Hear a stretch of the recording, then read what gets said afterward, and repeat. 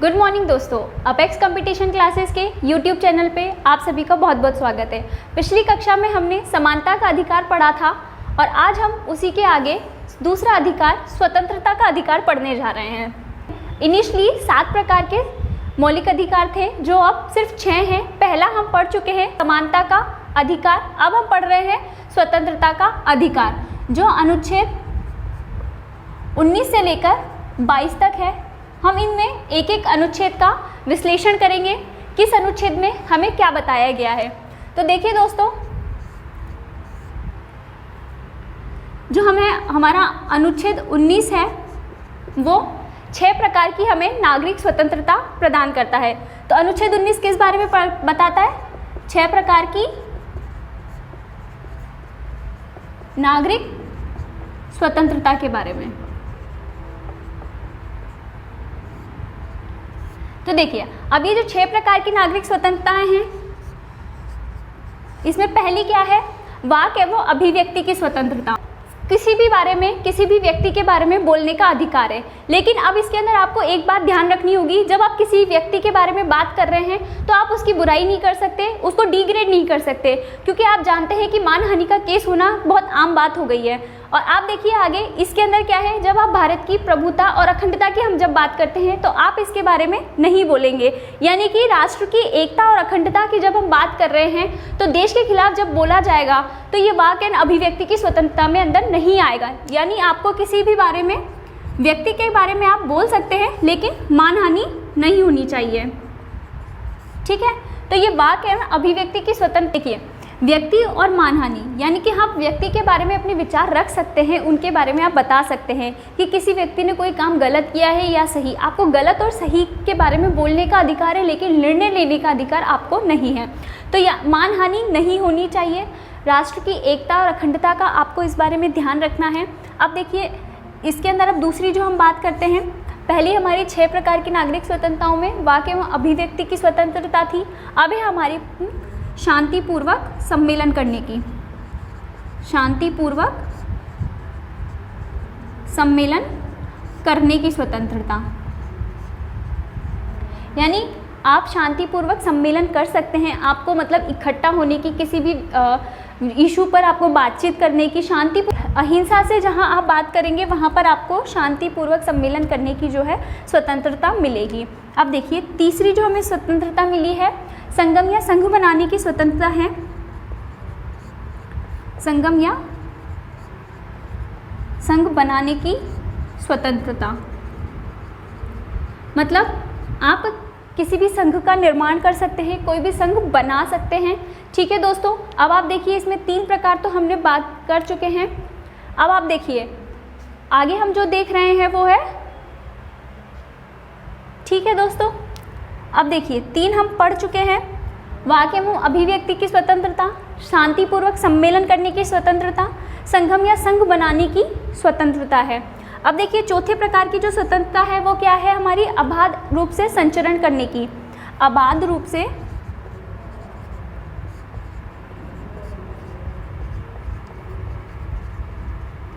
संचरण, यानी कि किसी भी व्यक्ति को देश के किसी भी कोने में आने जाने की स्वतंत्रता है। अब इसके अंदर आप एक चीज़ बहुत अच्छे से ध्यान रखिएगा कि इसके अंदर 2 प्रतिबंध हैं, एक तो वेश्या और दूसरा है एड्स पीड़ित व्यक्ति। कि 2 लोग ऐसे हैं जिन्हें अबाध रूप से संचरण की स्वतंत्रता नहीं है, यानी कि ये अपनी मर्जी से कहीं पर भी किसी भी जगह पर घूम नहीं सकते हैं। कुछ प्रिकॉशंस लेने होते हैं, आप इन दोनों को जो है आपको रोक कर रखना है, यानी कि इन पर जो है प्रतिबंध लगाया गया है अबाध रूप से संचरण पर, ठीक है।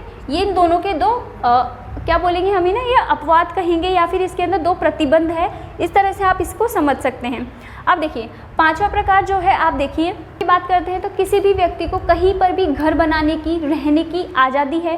वो कहीं पर भी रह सकता है, कहीं पर भी आप निवास कर सकते हैं, आप कहीं घर खरीद सकते हैं, कहीं पर भी किसी भी तरह का व्यवसाय शुरू कर सकते हैं, ठीक है। आपको रहने का अधिकार है, ठीक है दोस्तों। अब देखिए आगे हम जो बात कर रहे हैं, छठी जो स्वतंत्रता आती है, व्यवसाय करने की इच्छा से अपने टैलेंट के हिसाब से किसी भी प्रकार का व्यवसाय कर सकते हैं, आप इसके लिए स्वतंत्र हैं। लेकिन आप देखिए व्यवसाय आप वही करेंगे, किसी व्यवसाय के अंदर आपको पर्टिकुलर नॉलेज की ज़रूरत होती है। जैसे डॉक्टर का व्यवसाय है, वो हर व्यक्ति नहीं कर सकता, वो अपनी प्रैक्टिस जो है एक पर्टिकुलर डॉक्टर ही होगा जो करेगा। यानी कि किसी पेशे के अंदर पर्टिकुलर किसी आपको क्वालिफिकेशन की अगर ज़रूरत है तो यहाँ आप पे थोड़ा सा प्रतिबंध रहता है कि डॉक्टर जो है वो एक डॉक्टर ही होगा जो उसकी प्रैक्टिस को शुरू कर सकता है, यानी कि वो अपना क्लिनिक कहीं पर भी खोल सकता है, बशर्ते कि उसके पास में उसकी डिग्री हो। तो देखिए आपको 6 प्रकार की जब हमने नागरिक स्वतंत्रता देखी है तो 6 प्रकार की नागरिक स्वतंत्रताएं क्या क्या हैं। वाक एवं अभिव्यक्ति की स्वतंत्रता है, ठीक है, शांतिपूर्वक सम्मेलन करने की स्वतंत्रता है, संगम या संघ बनाने की स्वतंत्रता है, अबाध रूप से संचरण की यानी कि आप कहीं पर भी घूमने जा सकते हैं, निवास स्थान की स्वतंत्रता और व्यवसाय करने की स्वतंत्रता। तो देखिए दोस्तों, ये 6 प्रकार की जो नागरिक स्वतंत्रता है अनुच्छेद 19 में हमें देखी है। अब देखिए अनुच्छेद 19 हमने देखा है जिसमें हमने 6 प्रकार की नागरिक स्वतंत्रताओं को देखा है। अब आता है हमारा अनुच्छेद 20। अब ये देखिए अपराधों से संबंधित जो है दोष सिद्धि के संबंध में इसके अंदर प्रावधान दिए गए हैं। आप देखिए किसी भी व्यक्ति को जब गिरफ्तार किया जाता है तो उसको क्या क्या रिलैक्सेशन मिलते हैं, इसके बारे में आपको इसके अंदर बताया गया है। यह अनुच्छेद हमें बताता है कि जब आपको गिरफ्तारी के बाद में आपको क्या क्या चीज़ें हैं जो मिलती है। अनुच्छेद 20 हमको बताता है कि क्या क्या होता है। अब देखिए इसके अंदर 3 पॉइंट्स आएंगे, 3 पॉइंट्स हैं जो आपको ध्यान रखना है। अब देखिए पहला पॉइंट क्या है, आप किसी भी व्यक्ति को पूर्वप्रद प्रभाव यानी कि किसी भी व्यक्ति को किसी पुराने कानून की सज़ा नहीं दी जाएगी। पुराने कानून की सज़ा है जो नहीं दी जाएगी, मतलब पूर्वप्रद का कोई भी इसके अंदर प्रभाव नहीं पड़ेगा। दोहरी क्षति, किसी भी व्यक्ति को एक अपराध के लिए 2 कानूनों से उसको जो है उसके विरोध में एक्शन नहीं लिया जाएगा।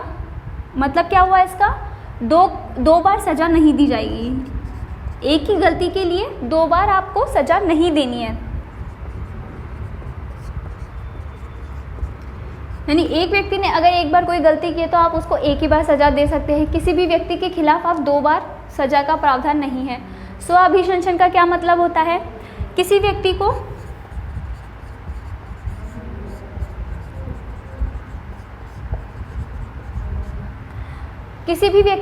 अपने खिलाफ या अपने पक्ष में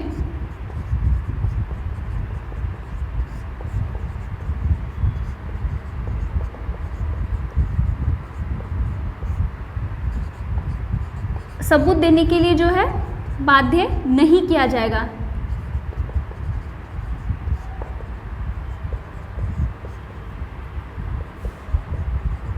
ठीक है दोस्तों, देखिए अब आपको देखो अपराधों के संबंध में दोष सिद्धि, ये जो अनुच्छेद है हमें गिरफ्तारी के बाद में हमें क्या रिलैक्सेशन मिलेंगे, क्या हमें छूट मिलेगी, इसके बारे में हमको बताता है कि इसके बाद हमारे क्या अधिकार होंगे, किस तरह से हम अपने अधिकारों का यूज़ कर सकते हैं। तो अनुच्छेद 20 अपराधों के संबंध में दोष सिद्धि के बारे में हमें बताता है। अब देखिए अब आता है हमारा अनुच्छेद 21। अनुच्छेद 21 में आपको बहुत एक और चीज़ आपको जो है ध्यान रखनी पड़ेगी कि अनुच्छेद 21 के अंदर हमारा एक शिक्षा का अधिकार भी है, जो एक नया अनुच्छेद 21A इसके अंदर जोड़ा गया था। इनिशियली हमारा अनुच्छेद 21 क्या है, देखिए अनुच्छेद 21 है प्राण एवं दैहिक स्वतंत्रता।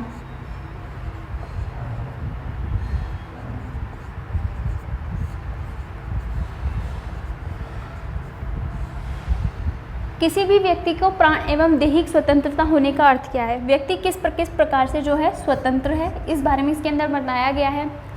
व्यक्ति को क्या है, अच्छे स्वास्थ्य का अधिकार है। ठीक है, इसके अंदर क्या क्या शामिल है, बहुत सारी चीज़ें शामिल है इसके अंदर। इसके लिए आप किसी बुक को रेफर कर सकते हैं। कुछ चीज़ें हैं जो मैं आपको यहाँ बता दे रही हूँ, इम्पॉर्टेंट है। स्वास्थ्य का अधिकार है, स्वच्छ पर्यावरण, ठीक है, स्वच्छ पर्यावरण का अधिकार भी हमारे अनुच्छेद 21 के अंदर आता है। ठीक है दोस्तों, एक है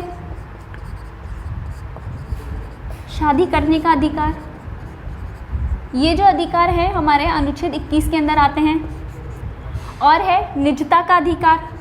आप जानते होंगे कि अभी ये केस कुछ ही 1-2 साल पहले ये केस कितना चर्चा में रहा था कि निजता का अधिकार यानी कि राइट टू प्राइवेसी मौलिक अधिकार है या नहीं। तो दोस्तों राइट टू प्राइवेसी हमारा जो है मौलिक अधिकार है। देखिए अभी तक हमने देखा है प्राण एवं दैहिक स्वतंत्रता अनुच्छेद 21 है, जिसमें आपको किस किस तरह के अधिकार जो है मिले गए हैं। देखिए इसके अंदर आपको है जीवन की सुरक्षा का अधिकार, ठीक है। अब देखिए दोस्तों, अगर आप जानते होंगे तो संथारा एक पद्धति है जो जैन धर्म में बड़ी ही प्रचलित है। तो संथारा जो पद्धति है वो भी एक मौलिक अधिकारों के तहत आते हैं, जहां आप जीवन की सुरक्षा का अधिकार है, ठीक है। अब देखिए प्राण एवं दैहिक स्वतंत्रता के अंदर ही आप इसी के अंदर इसको चुनौती दी गई थी। आपको ये वाला केस भी याद होगा कि किस तरह से ये संथारे के मामले में जो है बहुत हमने आगे तक देखा था, कितना ये कंट्रोवर्शियल हुआ था।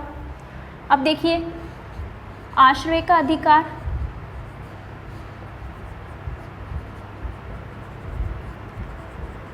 आश्रय का अधिकार है, आपको विद्युत का अधिकार है,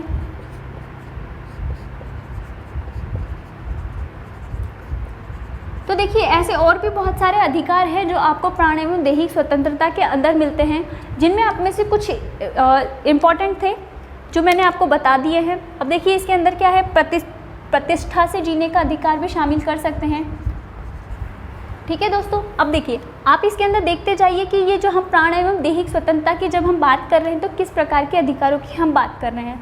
अब ये जो है अनुच्छेद 21, अब आपको याद होगा एक अनुच्छेद और है इसी के साथ में जो है अनुच्छेद 21A। देखिए अनुच्छेद 21A क्या है, हमको शिक्षा का अधिकार देता है, यानी कि ये संविधान में अनुच्छेद 21A जो है जोड़ा गया है। 83वां संविधान संशोधन अधिनियम 2002, ठीक है, ये इम्पॉर्टेंट है, आपको याद रखना है। 21A जो है हमारा शिक्षा का अधिकार है। शिक्षा का जो अधिकार है हमने इसके अंदर जोड़ा है। इसके अंदर आपको क्या बताया गया है, देखिए 6 से 14 वर्ष तक के बच्चों को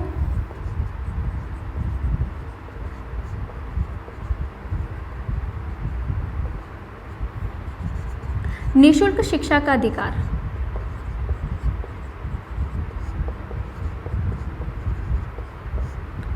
ठीक है दोस्तों। 6 से 14 वर्ष तक के बच्चों को हमने जो है निःशुल्क शिक्षा का अधिकार दिया है। अब देखिए शिक्षा का अधिकार जो है एक अपने आप में ही बहुत बड़ी बात है। अब शिक्षा के अधिकार को देखिए, एक तो हमने अनुच्छेद 21 में रखा है, यानी कि ये मौलिक अधिकार भी है, ठीक है। इसके अंदर और क्या क्या प्रावधान है, DPSP में भी एक अनुच्छेद है, अनुच्छेद 45, जो भी हमें क्या कहता है, शिक्षा के संबंध में बताता है, ठीक है। एक DPSP में भी इसके बारे में प्रावधान है, ठीक है। जो हमारे मौलिक कर्तव्य हैं, मौलिक कर्तव्य अनुच्छेद 51 क, ठीक है, इसमें भी शिक्षा से संबंधित जो प्रावधान है वो दिया गया है, ठीक है। अब देखिए शिक्षा का अधिकार है उसको हमने तीनों जगह पर शामिल किया है। ये जो है शिक्षा का अधिकार हमारा मौलिक अधिकार भी है, ये राज्यों के नीति निर्देशक तत्वों में भी शामिल है, यानी कि राज्य की जो है क्या है कि जिम्मेदारी होगी कि प्रत्येक व्यक्ति को, प्रत्येक बच्चे को शिक्षा मिलनी चाहिए। और मौलिक कर्तव्य अनुच्छेद 51 क के अंदर ये भी मौलिक कर्तव्य से संबंधित 51 क है, जो भी हमको क्या कहता है, शिक्षा का अधिकार, इसमें भी यानी कि एक नागरिक का भी कर्तव्य है कि प्रत्येक व्यक्ति को शिक्षा मिलनी चाहिए, प्रत्येक बच्चे को शिक्षा का अधिकार है, ठीक है दोस्तों। ये है हमारा अनुच्छेद 21, जिसमें प्राण एवं दैहिक स्वतंत्रता की हमने बात की है।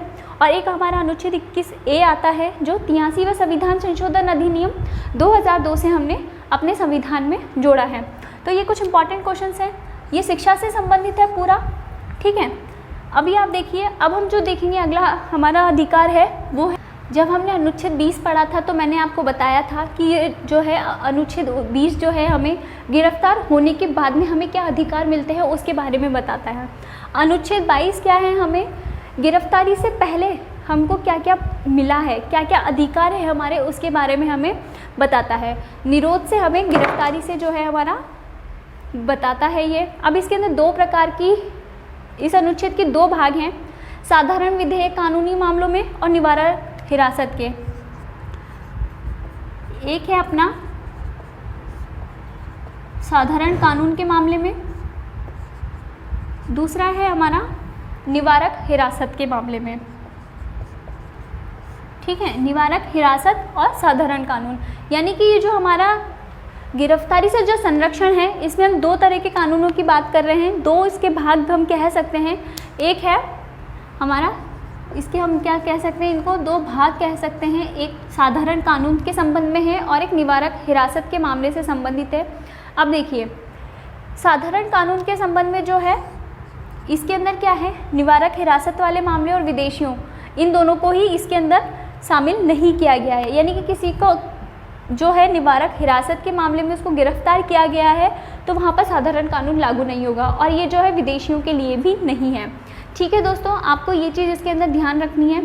अब देखिए, इसके अंदर आपको साधारण कानून जब आपको मिलेंगे, कानून के मामले में आपको गिरफ्तार किया जाता है तो आपको क्या क्या अधिकार मिलते हैं। देखिए, पहला तो आपको ये होगा कि आपको वकील से बात करने की जो है इजाज़त होगी, आपको अधिकार होगा कि आप अपने वकील से बात कर सकते हैं। 24 घंटे के भीतर आपको क्या है, न्यायालय में प्रस्तुत किया जाएगा। ठीक है, इस वाले जब अगर आपकी गिरफ्तारी साधारण कानून के मामले में होती है, ठीक है, 24 घंटे के भीतर आपको किसी न्यायालय के समक्ष पेश किया जाएगा। और अगर देखिए, ये गिरफ्तारी जो है आपको किसी भी कोर्ट से जो है, कोर्ट के ऑर्डर्स के हिसाब से अगर आपको गिरफ्तार किया जाता है, या पेंशन या आयकर के मामले में नहीं दिया गया है, तो उसके आयकर नहीं भरा गया है, उसके मामले में कोर्ट के ऑर्डर्स से, इन शॉर्ट हम कहेंगे कोर्ट के ऑर्डर से अगर आपको गिरफ्तार किया जाता है, तो यहाँ पर आपके पास जो है 24 घंटे में आपको न्यायालय के सामने प्रस्तुत करने जैसा कोई प्रावधान नहीं होगा। यानी कि आपको क्या ध्यान रखना है, यहाँ पे 24 घंटे के अंदर आपको क्या है, न्यायालय में प्रस्तुत किया जाएगा।